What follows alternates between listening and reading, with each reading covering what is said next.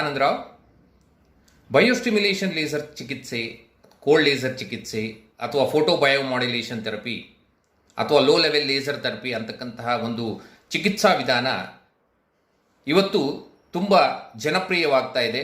ಹಾಗೆ ಹೆಚ್ಚು ಜನರು ಇದನ್ನು ಚಿಕಿತ್ಸೆಯನ್ನು ಪಡ್ಕೊಂಡು ಬಹಳ ಬೇಗ ಗುಣಮುಖರಾಗ್ತಾ ಇದ್ದಾರೆ.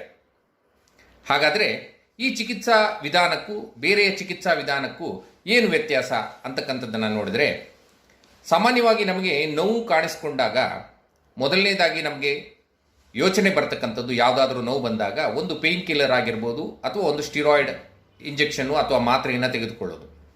ಅದು ಬಿಟ್ಟರೆ ನಮಗೆ ಇದುವರೆಗೆ ಏನೂ ಗೊತ್ತಿಲ್ಲ. ಹಾಗಾಗಿ ಇತ್ತೀಚೆಗೆ ಏನಾಗ್ತಾ ಇದೆ ಅಂತ ಹೇಳಿದ್ರೆ, ನಮ್ಮಲ್ಲಿ ರೋಗ ನಿರೋಧಕ ಶಕ್ತಿ ಅಂತಕ್ಕಂಥದ್ದು, ಇಮ್ಯೂನ್ ಸಿಸ್ಟಮ್ ಅಂತಕ್ಕಂಥದ್ದು ತುಂಬ ಕಳಪೆ ಆಗ್ತಾ ಇದೆ. ಅಂತ ಹೇಳಿದ್ರೆ ಯಾರಿಗೂ ಕೂಡ ಬಹಳ ಬೇಗ ಇನ್ಫೆಕ್ಷನ್ ಆಗ್ತಕ್ಕಂಥದ್ದು, ಸಣ್ಣ ಸಣ್ಣದಕ್ಕೂ ಕೂಡ ನಮಗೆ ಆ ನೋವನ್ನು ತಡ್ಕೊಳ್ಳೋದಕ್ಕೆ ಆಗದೇ ಇರತಕ್ಕಂತಹ ಪರಿಸ್ಥಿತಿ ನಮ್ಮಲ್ಲಿ ನಾವೇ ಸೃಷ್ಟಿ ಮಾಡ್ಕೊಂಡಿದ್ದೀವಿ. ಇದಕ್ಕೆ ಕಾರಣ ಅಂತ ಹೇಳಿದ್ರೆ, ನಮ್ಮ ದೇಹದಲ್ಲಿ ಇರತಕ್ಕಂತಹ ಇಮ್ಯೂನ್ ಸಿಸ್ಟಮ್, ಅದರಲ್ಲೂ ಎಸ್ಪೆಷಲಿ ಲಿಂಫೋಸೈಟ್ಸ್ ಅಂತ ಹೇಳ್ತೀವಿ ಅಥವಾ ಟಿ ಸೆಲ್ಸ್ ಅಂತ ನಾವು ಹೇಳ್ತೀವಿ, ಹಾಗೆ ಮ್ಯಾಕ್ರೋಫೇಸಸ್ ಅಂತ ಹೇಳ್ತೀವಿ. ಇವೆಲ್ಲ ವೈಟ್ ಬ್ಲಡ್ ಸೆಲ್ಸ್ ಅಂದರೆ ಬಿಳಿ ರಕ್ತ ಕಣಗಳು ಅಂತ ಹೇಳ್ತೀವಿ. ಈ ಬಿಳಿ ರಕ್ತ ಕಣಗಳ ಕೆಲಸ ಏನು ಅಂತ ಹೇಳಿದ್ರೆ, ಹೊರಗಡೆಯಿಂದ ಬಂದಿರತಕ್ಕಂತಹ ವೈರಸ್ ಆಗಿರ್ಬೋದು, ಬ್ಯಾಕ್ಟೀರಿಯಾ ಆಗಿರಬಹುದು, ಇವುಗಳನ್ನು ಹೊಡೆದೋಡಿಸ್ತಕ್ಕಂತಹ ಕೆಲಸ ಮಾಡುತ್ತೆ.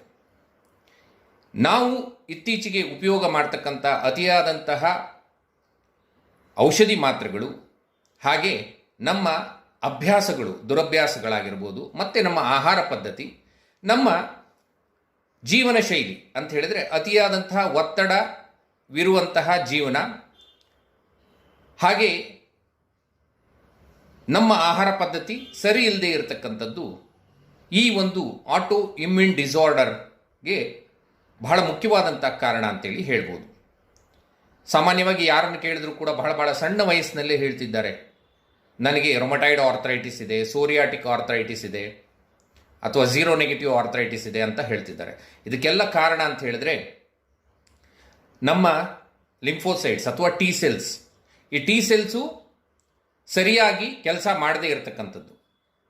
ಹಾಗೆ ಈ ಟಿ ಸೆಲ್ಸನ್ನು ನಾವು ಕೆಲವು ಔಷಧಿ ಮಾತ್ರೆಗಳ ಅತಿಯಾದಂಥ ಬಳಕೆಯಿಂದಾಗಿ ಅಥವಾ ನಮ್ಮ ದುರಭ್ಯಾಸಗಳಿಂದಾಗಿ ನಮ್ಮ ಇಮ್ಯೂನ್ ಸಿಸ್ಟಮನ್ನು ನಾವು ಹಾಳು ಮಾಡಿಕೊಂಡು ಕಾಯಿಲೆ ಅಂಥೇಳಿ ಕೂತ್ಕೊಳ್ಬಿಡ್ತೀವಿ. ಬಹಳ ಸಣ್ಣ ವಯಸ್ಸಿನಲ್ಲೇ ನಮಗೆ ಕಾಯಿಲೆಗಳು ಜಾಸ್ತಿ ಆಗಿರುತ್ತೆ, ಯಾವುದರಲ್ಲೂ ಇಂಟ್ರೆಸ್ಟ್ ಇರೋದಿಲ್ಲ, ಇನ್ಫೆಕ್ಷನ್ಸು ಬೇಗ ಆಗುತ್ತೆ, ಇಂಪ್ರಾಪರ್ ಡೈಜೆಷನ್ ಆಗುತ್ತೆ.